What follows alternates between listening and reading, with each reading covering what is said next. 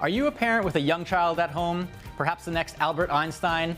Then I have a chart that you need to see.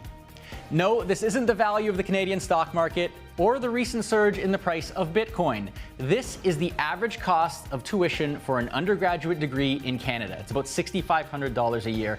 And yeah, that's pricey. And that's not including room and board either. But thankfully, the Registered Education Savings Plan, or RESP, can be a great way to help parents save for their child's education. And with costs like that, every penny counts. So let's explore some of the best ways to grow the money inside an RESP and the best ways to get that money out. You're watching Inside Investing.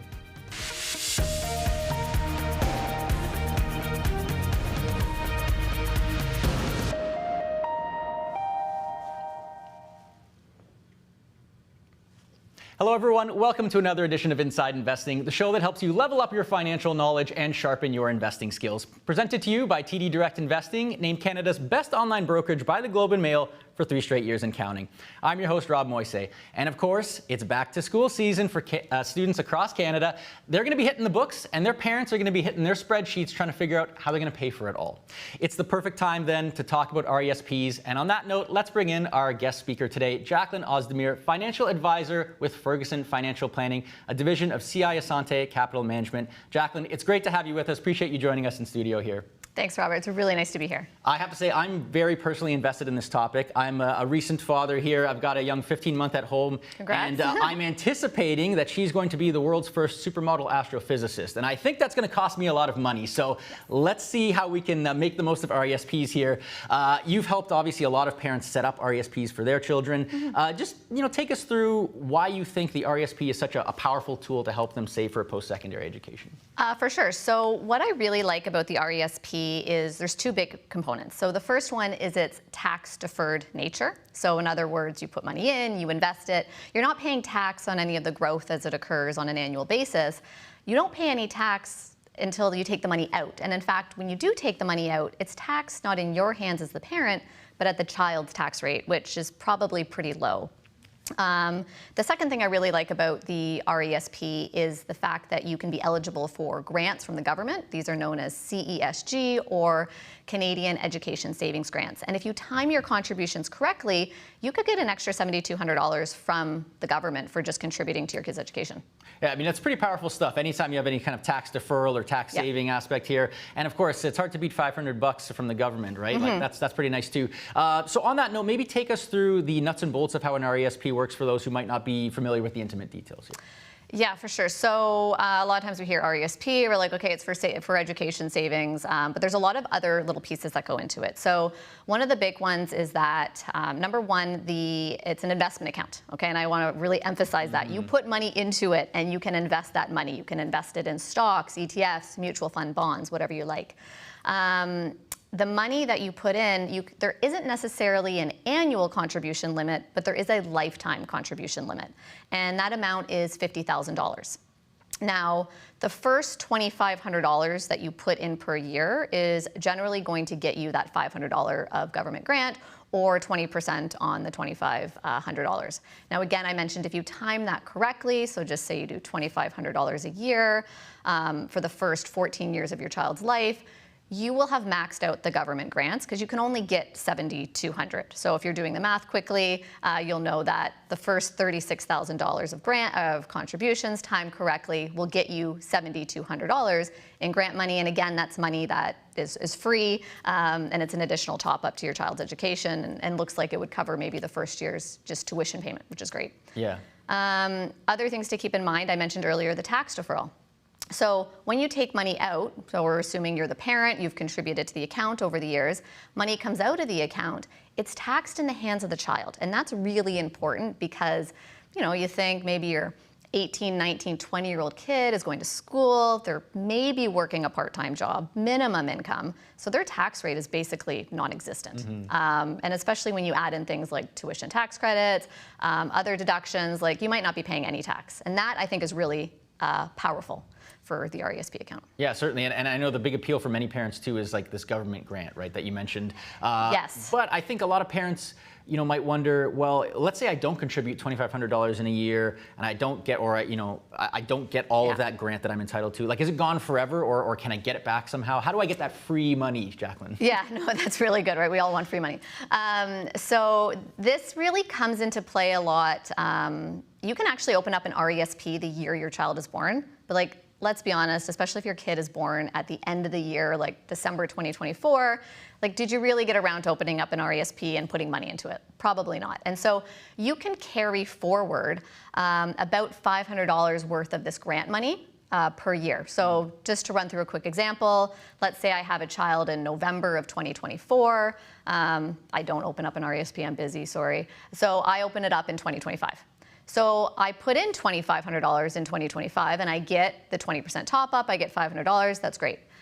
But then I put in another $2,500 because I could have last year, but I didn't. I put in another $2,500 and I get another $500 of government grant money. So now I've put in $5,000 of my money, government's given me $1,000. If I were to put in another $2,500, I don't get the government grant money anymore. So I can only carry forward $500 per year. And so just keep that in mind. The most grant money you can get in any 1 year is $1,000. But yes, you do have the option to catch up, and of course that can be done in later years as well. Right. So effectively, you can catch up like 1 year at a time. Is kind of yes, exactly. One other point of clarification before we get into some of these strategies here is there's individual RESPs, there's family RESPs. What's the difference here, and is one better than the other? Yeah, that's a good question. And most of the RESPs I see are family RESPs, and the name of the accounts kind of define themselves. But with a family RESP, you can have multiple children on that account. The one sort of caveat is that all those children need to be a blood relative of the person who owns the account. So in the most typical scenario, we see mom and dad open up a family RESP for their child or their children, okay? I really like this type of plan because the money can be shared amongst the kids, AKA the beneficiaries. So one kid goes off to school, it's a ton of money. The other kid goes to school for a shorter degree, it's less money. You can share one kid's money with the other kid, okay?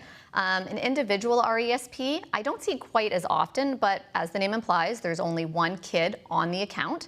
But the main difference is anyone can open up that type of account. So maybe a really close friend wants to open up the account for their best friend's kid or something like that.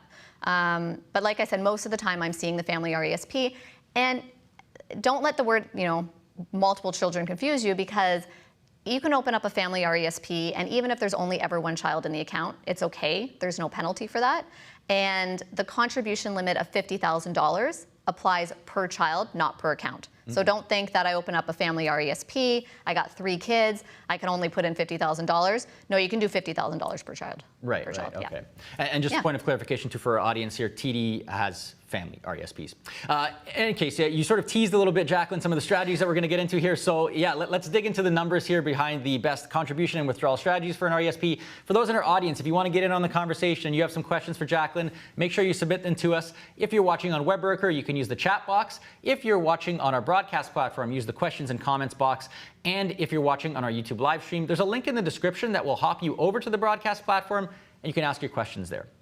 Okay, so we know the basics of how this RESP account works now, Jacqueline. Take me through, let's call it maybe the base case for contribution strategies that most parents aim for, whether they achieve it or not. That's generally what they're aiming for. Yes, okay, so most of the time, what I see is parents open up the account and they contribute $2,500 a year for 17 years, and if they haven't maxed out, if they haven't gotten to that $50,000 contribution limit, they throw in the rest of the cash at the end of the time period, so maybe the kid's 17 or 18. I think a lot of families do this because that $2,500, we kind of have that in our mind that, oh, that's what's going to get me the grant money. Sure. And if I do it every year, I don't have any catch up, so I do $2,500 a year, and I'm going to get the $500 of grant.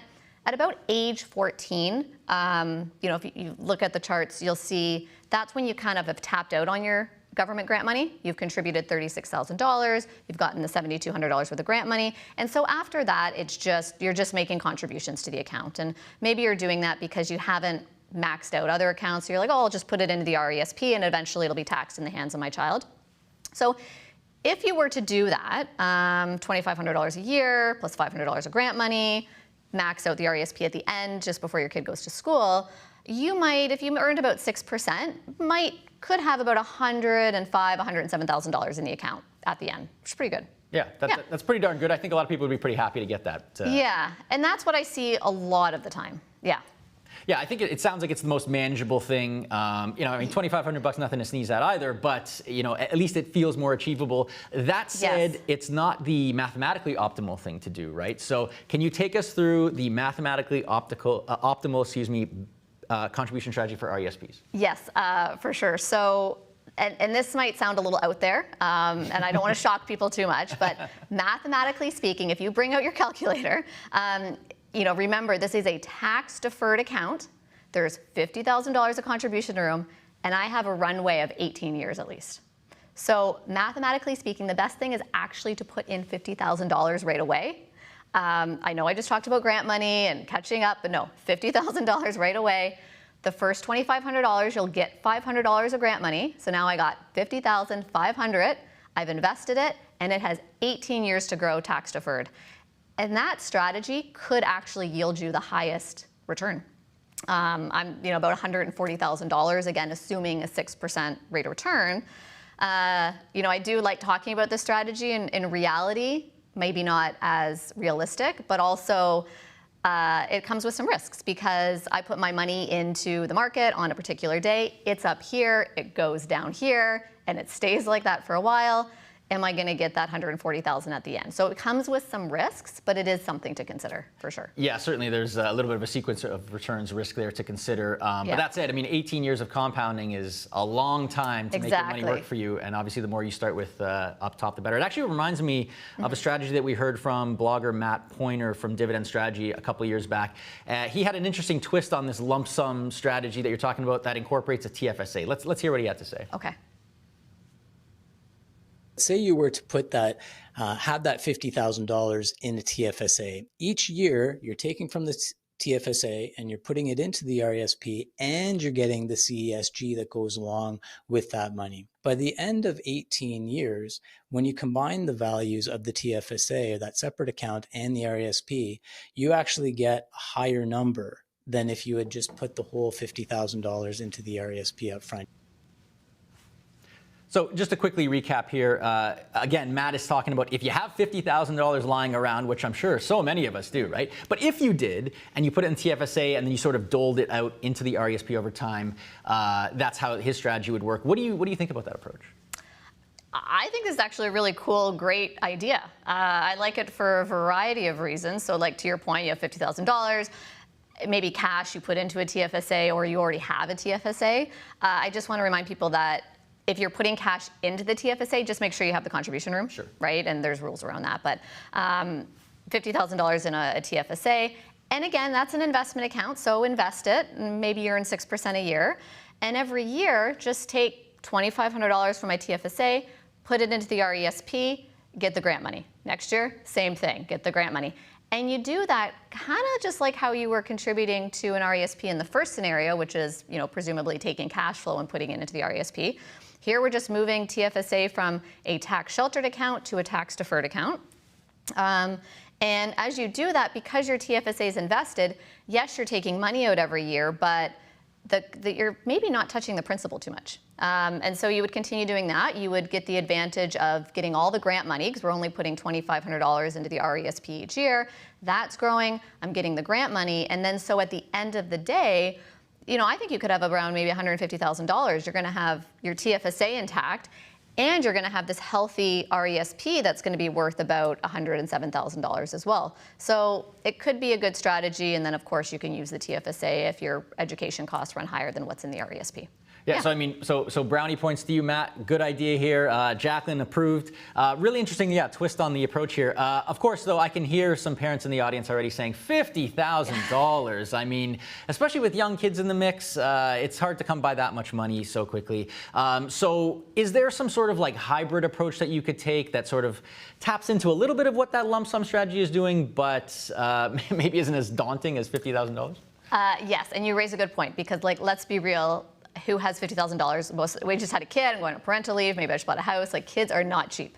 So while the $50,000 is a really cool strategy, maybe more realistic is, yes, this hybrid approach. And so what that would look like in practice is I set up my RESP and I contribute $2,500 a year, just like I was planning to do in that first scenario we looked at. What would happen next is, I mentioned $36,000 is really the contributions that you make that qualify for the education grants. So that means there's $14,000 that doesn't. And what a lot of parents do is they put in $2,500 a year. At age 14, they've maxed out the grant money, and now they're just putting money into a tax-deferred account and they're investing it. But once if you did that at the start, so I put in $2,500, I get my $500 grant money, but I put in an additional $14,000. Now that number is not as high as $50,000, so it might be a little bit more achievable. But I put in that $14,000, and that represents money that's not going to get grant money, but it never was. So as long as I do that, and then I continue with $2,500 a year till about age 14, I've gotten to take advantage of that tax deferral. By putting more money in up front, my account's going to be bigger at the end. Again, we're probably looking at more like 130, and it is a perfect hybrid. So it's not as daunting as 50,000, but you're getting to take advantage of the tax deferral. Right, you are getting at least some of that additional compounding benefit. And you get the grant money, which is, a lot of us want to get that, of course. Okay, so again, $14,000, nothing to sneeze at either, but perhaps a little bit more manageable for some parents out there. That's good to know. 100%. One thing to consider, though, I can think of parents here saying, in year one, I might not have $14,000 plus that extra $2,500 to do the initial contribution. But what about if I come into some lump sum of money? Maybe I get a bonus at work, 3, 4, 5 years in, whatever like that. Is there a break-even point where the lump sum stops making sense? It's better just to kind of continue what you were doing with the regular contributions, or is it always a good idea? Yeah, and this is such a good question, and we actually ran this scenario for some clients this year, so it's very top of mind. There is a point. There is a break-even point, but what you just described is very realistic. So I'm younger, I have my child, I'm earlier on in my career, I've progressed in my career, maybe I'm making more money, I've gotten an inheritance, so there is a potential that now I have this extra cash that I can put into the RESP. Just to kind of walk through an example, let's say that I have a 10-year-old and a 2-year-old. 10-year-old was born 2015, 2-year-old was born 2023. And since they were both born, I had opened up an RESP and put in $2,500 a year. Now I'm at a point where my 10-year-old, I've put in 25, it's 2025, I've put in $25,000, I get a windfall of money, I could put in another $25,000. So do I do that and not get any more grant money? Or do I just continue with my current trajectory? And the answer is that age 9, 10 begins to be your break-even point. If we assume these scenarios we looked at, if I followed the usual trajectory, I might have $107,000 in the account at the end. If I do this lump sum payment of $25,000 midway through, I might have $113,000. So is it worth it? Marginally, but you can see it's not as worth it. With my 2-year-old though, I have, if I've contributed for 2 years, I have $45,000 left of room. And if I had $45,000 cash, put that into the RESP, I kind of give up a lot of the remaining grants, but I have 16 years of tax-deferred growth. And in that case, it's worth it. You're looking at maybe the end value is about $140,000 for the account. So I would say after age 9, probably not worth doing the lump sum anymore. If you've been contributing on a regular basis, you're better off collecting the grant money instead. Okay, that's great food for thought, breaking it down for us there. Another thing too, I know that parents are wondering is, I have my own financial goals to save for, so now I got all these accounts that I have to manage. My RESP, I got a TFSA, RRSP, now FHSA in the mix. Maybe they'll throw another couple acronyms at us down the line here. Do you have any suggestions on how they can balance the contributions to these accounts? Is there an order that makes sense generally? Okay, so yes, and I'm going to preface that by saying everyone's financial situation is different. It depends. It depends, but I like the RESP because you're getting that 20% top up. That's pretty powerful. So that's reason to want to focus on that account maybe first. And then when it comes to the next question is TFSA, RSP. A lot of folks have group plans at work, whether it's a group RSP plan or it's a pension plan. So if you're doing that, that sort of counts as your RSP contributions already. So then you might want to focus on the TFSA. Definitely if you're saving for a shorter term goal. So if you're 35 and I don't know, you want to buy a new car in 3 years, maybe the TFSA is the better route because just of how it operates and you can take money out tax-free. Don't save for a car in your RRSP sort of thing. And so if you already have a plan at work, focus on the TFSA. If you don't have any plan and you're just doing it all on your own, I like to use around $93,000 as a bit of a threshold. So above $93,000, if you make an RSP contribution, you're getting a pretty healthy deduction off your tax return. So it's really worth prioritizing that if your overall goal is saving for retirement. Otherwise, I like the TFSA if you're earning maybe below $93,000 or you're saving for a shorter term goal. And then the last acronym, FHSA, First Time Home Savers Account. I love this account for someone who actually is saving up to buy a home and traditionally was going to use the RRSP Home Buyers Plan. I think the FHSA is just as powerful, if not better. You get the tax deduction, take money out in the future, and you don't have to pay it back like you do with the Home Buyers Plan. So RESP, TFSA, RSP, and then maybe FHSA if you're saving for a home. Okay, that's super helpful rules of thumb. Of course, yes, that's a lot to run through. Appreciate that. And of course, yes, it always does depend. But it's nice to hear that RESP and the child's education, just because of that grant being so powerful, it can make sense to prioritize. Yeah. One last one for you too on the contribution side, and it's just around the asset allocation of an RESP. Like how should that change over time as the child approaches school age? Yes, okay. This is one I get a lot, and I'm going to say, just like any other type of investment account, it really depends on your time horizon. So if we look at the RESP specifically, child's born, I have maybe 18, 19 years before they go off to school. That's a pretty long time horizon. So I would like to focus more on growth in the early years. And maybe you focus on more growthy assets, and I'm talking stocks, ETFs, mutual funds that are more growth oriented in the early days.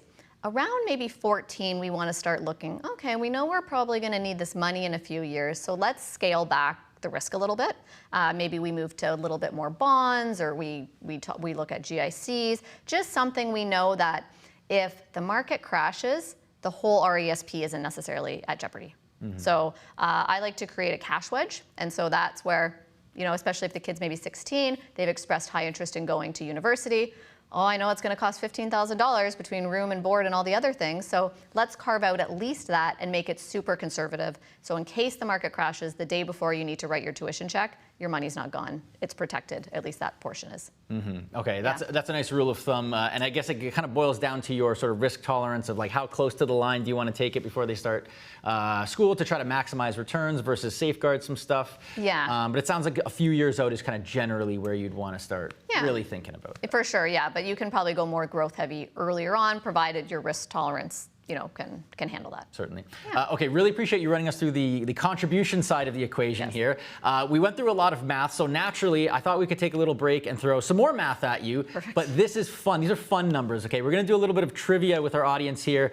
RESP edition here. I have some questions for you, multiple choice questions. You let me know what you think the answer is, all RESP related stuff. You ready to give it a shot? Okay.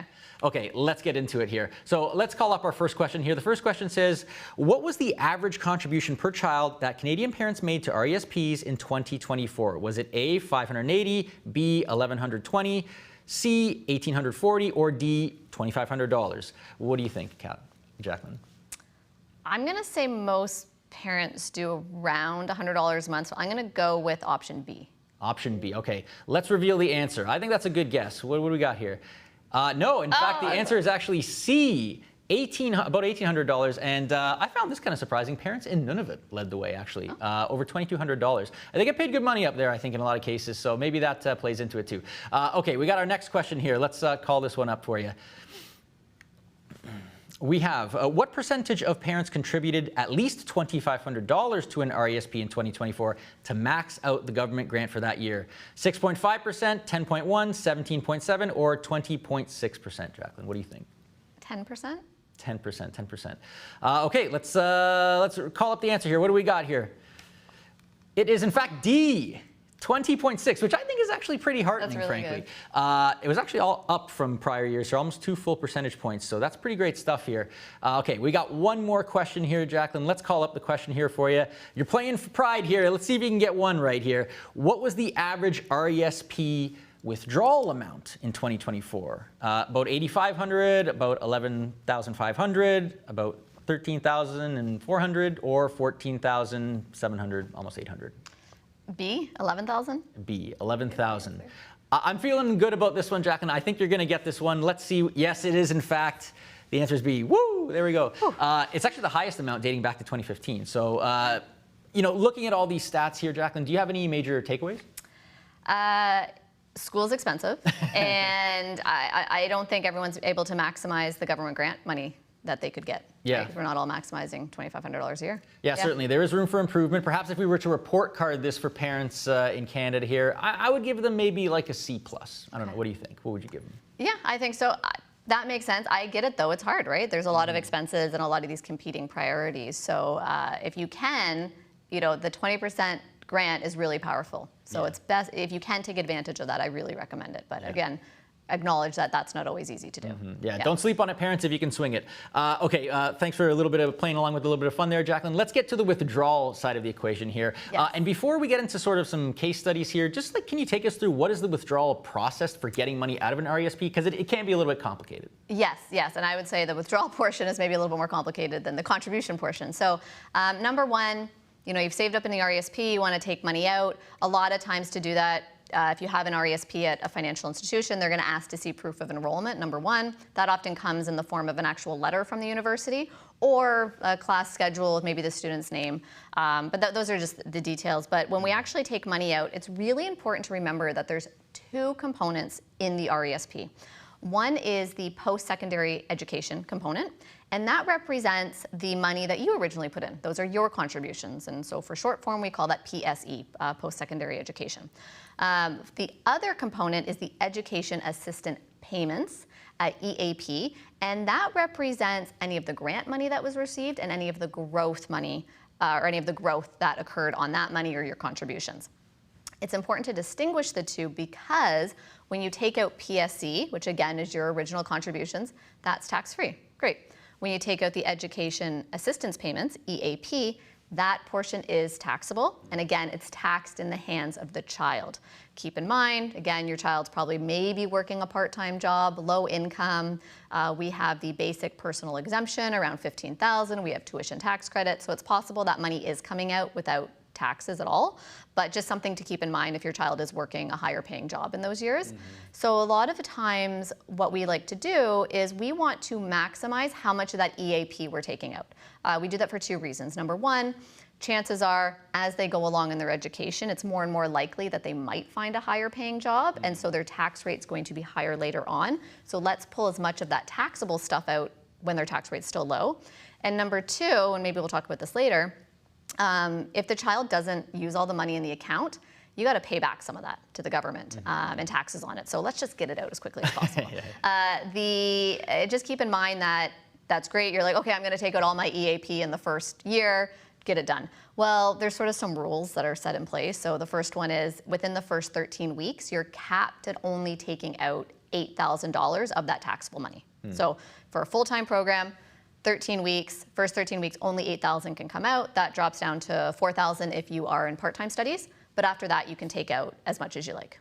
Okay, Yeah. so the general thrust here is try to get that taxable stuff out, generally speaking, earlier rather than later here. Yeah. Okay, so with that in mind then, can you maybe take us through some of the ways to best withdraw the funds with that in mind? Let's say you had like a child, how could they think about that? And maybe what should parents be planning for when they're doing that? Yeah, so if we're taking money out of the RESP, I mean, at that point, you're gonna know what field of study your child's pursuing, and is it college, university, trade school, like what are the costs and how long is that program going to be? And is there going to be things like scholarships or other grants that your child gets? So we want to look at all that. We want to map out, okay, what are the costs going to be? And during that time period, is there also going to be additional income that my child's receiving? So for example, just say I had a RESP and there was $100,000 in it. Like I'd saved up and I have one kid and the account's worth $100,000 just for simple math. And the cost of education every year with tuition, books and food and board is $25,000. It's a lot, but I'm gonna aim to take out about $25,000 a year. I'm probably going to try to take out around $15,000 of that EAP each year and $10,000 of my original contributions or my PSE if that's available. And then by the end, I might not have as much EAP left over, but that's okay because if you're think about it, the last year of school is maybe the year that the child's going to get a full-time job, and so their tax rate's going to be higher. So again, I'm focused on taking out as much EAP as possible in the early days, supplementing it with the original contribution amounts, and then having less EAP to take out at the end, with the goal of just kind of like watching what the taxable income is for my child. Because hey, if we don't have to pay taxes, yeah, certainly. Why bother? Yeah. If you can plan accordingly and reduce your tax bill, like everyone's going to want to do that. Yeah. Okay, so that was a nice little case study for like one child. Yes. But let's complicate things a little bit. Let's say there's two children that you have. You still have the same amount of RESP money to split here, but they have different fields of study. They have different times that they're going to be studying for. How do you manage the potential tax liability here with this account? Yeah, so it's going to be somewhat similar. We're going to want to, and I appreciate that kids are different ages and they go to school at different times, but if you do have a sense of what sort of education your child's going to pursue and the costs involved, again, you can do the similar planning. And so, for example, just say I have one child, he's going to do a 4-year undergraduate science degree, and it's going to cost me over $16,000 a year. And again, let's assume we have a family RESP, so both kids are in the account, but the account's worth $100,000. I couldn't afford to max it out for both kids, so account's worth $100,000 today. And then my second child is looking more like she's gonna do maybe a college program of 2 years, costs her a little bit less, but she's gonna live there, and so I gotta make sure I have enough money for her too. So what I'm gonna do is, again, I'm gonna look at what is the projected cost of these programs, and how long is the program, and do I expect my child to have any income? Now, my older child is going to post-secondary, and he's probably going to work a co-op during some of the year, so his income's going to be higher, whereas my daughter, there isn't an option to do that in her program. So I'm going to push more of those taxable withdrawals onto her and more of the contribution withdrawals to him, with the goal of trying to make sure that neither of their income gets too high as a result of RESP withdrawals. So yes, they might have part-time jobs at some point, but I want to plan accordingly how much I can sort of plan to see how much income they're going to have out of the RESP. So in summary, what are the costs? What is the expected income of my child? And then allocate the PSE and the EAP withdrawals accordingly. And actually, in the example that you're painting here that I really liked, you can tell that the egalitarian nature of parenting comes in here, where we all love our children equally. We want to get the equal amount of money to all the kids, as much as possible. Unless one has costs that are way more out of whack than the other, right? Yeah, exactly. But the family RESP, really we have to look at it as a pot. We're putting money in for the kids in general, and we're going to make sure we use all the money for the kids. Yeah. And one of the things too that I think parents might wrestle with is, okay, I understand when I'm contributing to the account, I want to dial back some of my risk exposure as the child gets closer, but you only need to do that for a certain portion of the account, right? Like there's a whole other part of the account where you can still let it grow. Yeah. And what about on the withdrawal side? Like you're withdrawing money from the account, but there's still some in there that can continue to grow for the time that they're in school. How do you think about the asset allocation best practices around that? Good question. And again, I think this applies to a lot of investment accounts. When we're close to needing the money, like I said, maybe 3 years out, that first year tuition, we want to scale back the risk on. And then the following year, okay, now we're thinking about year 2 tuition, we scale the risk back. So there's always going to be a portion of the money, even as your child is starting first year, if they're going to university, for example, there's some money that's not going to be needed for another 4 or 5 years. And if we add on grad school, if we think they're going to go to grad school, well, some of that money might not be touched for another 6 years. So just keep your time horizons in mind. Definitely if you're 2 years out, probably we want it more conservative, certainly if it's a year out. But remember, not all your money is going to be used right away. So there's money here that's not going to be needed till down the road. So I would say you can keep some of that growth oriented, and then the money that you need in the shorter term, just really scale back the risk. Okay, so we've talked about how to manage it if your children go to post-secondary. But what about if they don't? What about if you've saved up all this money for them, you've got $100K in there, and then they say, you know what, I just want to go travel the world and be like a digital nomad of some kind, and I don't want to go to school or anything like that. Can you get that money out? What can you do as a parent? Yeah, I get this question so often, which is very interesting. Yeah, I'll get this question a lot. And There's a couple of things that can happen. So number one, I'm going to say just wait and see. Wait and see, because you can actually keep the account open for 35 years. So just because your child isn't going to school at 18 post-secondary doesn't mean they're not going to go at 26. So I would say keep it open as long as possible. You're still getting that tax deferral. So that's option one. Option two, if you've opened up a family RESP and you have 2 or 3 children in it, well, the money can be, a lot of it can just be reallocated to the second beneficiary, the second child. That's usually kind of what plays out. Now, let's say you got 1 kid or 2 children and they are absolutely not pursuing any sort of post-secondary education. So you can roll over, I think it's about $50,000 to your own registered retirement savings plan, RRSP, provided you have the room. And I believe you can do this, you and your spouse can do this. So you can kind of take out quite a bit and roll it over and maintain the tax deferred nature on it. You will have to pay back the grant money, I think. So that, it's really meant to pay for post-secondary education, not your retirement. So that needs to get paid back. And then the last option is you just have to collapse the account. Okay, that is probably the most punitive, because my contributions I can take out. My grant money, so I can take my original contributions can come out tax-free. My grant money needs to get paid back for sure. And then any of sort of that growth in the account, that comes out at a high tax rate. So yeah, it's too bad. That money probably could have been spent elsewhere and you wouldn't have to pay these extra taxes when you do. So those are really the big 4 options. I do want to say though, I get this question all the time. And in the last 10 years, I've had it happen once where the account wasn't used at all. So I think it's a fear, but with proper planning, a lot of times you can avoid having to take any of these extreme measures.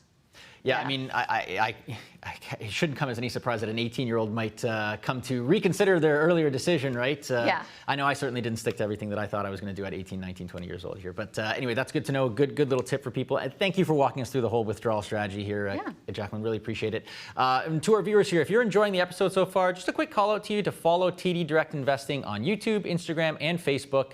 You get a sneak peek at all kinds of upcoming episodes we have, plus a ton of other content designed to build your investing knowledge. So make sure you give us a follow. Check it out. QR codes on screen for you there. Okay, Jacqueline, again, really appreciate you taking us through the math behind the contribution and the withdrawal strategies. I think this is like really great food for thought for parents out there. That said, I'm going to open it up to the floor here and see what our audience wants to know more about. So you ready to take some questions from them? Yes, let's do it. Okay. We'll see. So let's see what our first question is here. I believe it's from Denis. Denis says, could you withdraw money from the RESP for 3-4 years, stop for a few years, like let's say 4 or more, and then withdraw the rest later when the child will do additional studies? That's a really good question.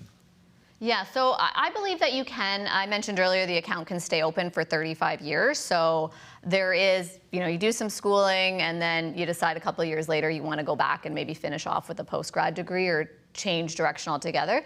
You should be able to keep the account open for 35 years. Okay, so this isn't like a one of those CPP OAS decisions where it's like you only get one shot to choose what you want to do. Okay, so that's good to know. Denis, great question. Irene, I believe, has a question for us here. Let's see what Irene wants to know more about here. She's saying, what happens if my child is not able to use his RESP due to a disability? What would you advise how to make a withdrawal, considering I also have an RDSP? Okay, that is a good question, and I'm not as familiar on those rules. I know in some instances you're able to roll money into an RDSP if something like that does come up. So I'm not able to, I don't fully know the response to that actually, but I do think that there is some conversion that can happen between the RESP and the RDSP. Okay, good question then. Bears further investigation. But anyway, thanks for taking a shot at it here. Darvish has a question, I believe here. Darmesh, excuse me. When withdrawing the funds, do you have to go directly to the educational institution, or can it go to a dependent to spend how they wish on various items for education? Okay, great question. A lot of times how the withdrawals actually work is if you are the parent and it's your child's RESP, the money actually goes to you, the parent, to pay for the education. Now, I think you could send it to the child or the beneficiary, but no, you don't need to pay the institution directly, the educational institution directly. It can go into someone's bank account and then be used to pay for costs. Okay, that's good to know. Yeah, and there is flexibility too on what exactly you can spend that money. It doesn't have to be just tuition. That is correct. So we're talking, if you're renting on campus or off campus, even if you need to buy a car, or textbooks, you need to buy a laptop, like there is some flexibility. You just want to make sure that it is for for costs that would be related to the child's education. Okay, Yeah. that's good to know. Yeah, I think maybe some people have the misnomer that it is just for tuition, but actually there's a lot of flexibility on this money. Yes, yes. Okay, let's get to our next question here. What do we have in store for Jacqueline here? Pooja wants to know, I make monthly contributions to the RESP. How would I know if I've reached the lifetime contribution limit of $50K? Does the bank inform me that I've reached my contribution limit, or would they just let me continue and I'll have to pay tax on the growth once it's taken out? Okay, very good question. I would say depending on where you're doing your RESP investing, you might want to be tracking it on your own. I can appreciate, though, that you might have lost track somewhere along the way. So I don't have the number off the top of my head, but there's actually a phone number that you can call. I think if you Google Canada Education Savings Grant phone number, you'll get a number that you can call. And if you have your child's SIN number, they'll actually know how much you've contributed. So if you're worried you're reaching that limit and it hasn't been being tracked, I recommend calling and just sort of getting the answer. Yeah. It's kind of similar to like your TFSA RSP contribution too. Like sometimes it's easy to lose track of this stuff, especially when you have like multiple accounts places. Just call to find out. Yeah, but from what I see, there's usually not a block that would prevent you from over contributing. So best to have an idea of what room you have left. Okay, good to know. Andrew has a question for us. Let's see what Andrew's got for us. Andrew wants to know, my child has finished his post-secondary education and still has balance made up of contributions and capital gains. My son is working now and his marginal tax is higher than mine, so when I withdraw, how will the withdrawal be taxed? Okay, so this plays into that post-secondary education withdrawal, which is the contributions, and the educational assistance payments, which is the capital gains. So the money when it comes out will be taxed like income, not like a capital gain. So capital gains are more preferential. Yeah. So those capital gains, we'll call that the growth, that will be taxed in the hands of your child and will show up on his tax return. He will get a tax slip for that from the financial institution. If there's money left over in the account, is there some like really tax efficient way to deal with it, or is that pretty much just going to get taxed in their hands? There's nothing you can do about it. There's not a lot you can do about it. Again, we hope that with some proper planning, you've taken out a lot of that taxable stuff already, and all that's left is the contributions, and so that won't bump up the child's tax rate even further. Okay. Yeah. I believe Alexander's got a question for us. Let's see what he's got on tap for us. My daughter will start a master's program in London. Congratulations to you, Alexander. 1-year tuition is $38,000. Whew, maybe I take that congratulations back. We have enough in her RESP. What is the best withdrawal strategy for large amounts? Okay, so if we're looking at an annual tuition cost of $38,000, I'm going to recommend, if you can, split it up a little bit. Maybe because the school year kind of goes over 2 calendar years, I would consider, if it's possible, taking out $19,000 this year and then $19,000 next year in 2026. Now you're going to run into trouble because in 2026 you're going to have to take out another chunk. But what I would say is try to, again, max out your education assistance payments, and then try to max it out again next year. Just be conscious in 2026 because you're going to have 2 big withdrawals. Really watch how much EAP you are taking out, though, because you don't want to inadvertently put your daughter in a much higher tax bracket. So maybe you take out a large EAP amount in January, and then don't take out any more EAP when you pay your next tuition in September 2026. Okay.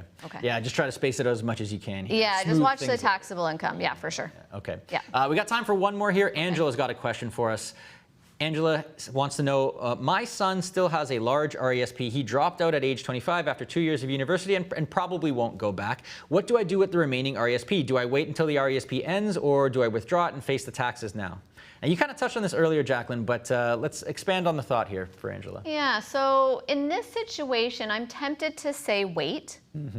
He's 25. We might have another 10 years we can keep the account open, so we might want to wait. If she's in a low she could consider moving it out to the RRSP, but she might as well wait until the 35 years is up if she's going to do that.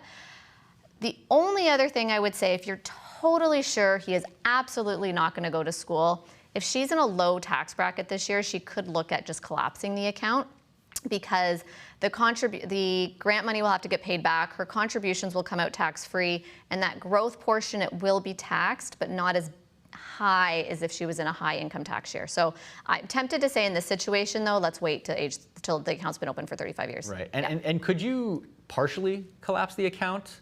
Is that a thing? I believe you could take out a portion, yeah, but because the account's tax deferred, I'm thinking you keep it in there till the end and just take advantage of that as long as possible, because at least your contributions will remain in there, and the growth that you take out in the future, yes, it'll be taxed, but it still will have had the opportunity to grow for a while. Jacqueline, we really appreciate you fielding so many great questions from our audience here. Some tricky ones in there, and you handled them like a total pro, so much appreciated. And it was awesome having you in, walking us through the contribution and withdrawal strategies for RESPs. Really appreciate you coming in. Thank you for having me. And for you and our audience, of course, thank you so much for tuning in as always. We've got a fantastic episode coming for you next week as well that you may want to check out here. We are going to talk to one of the top financial columnists in Canada, Jonathan Chevreau. He's going to share his top tips for living a wealthier retirement, not just in mind, but also in money. And that's going to be a fantastic episode, so make sure you tune into that one. That's all the time we have for this episode, though. From everyone at Inside Investing, thanks again for watching. We'll see you all next time.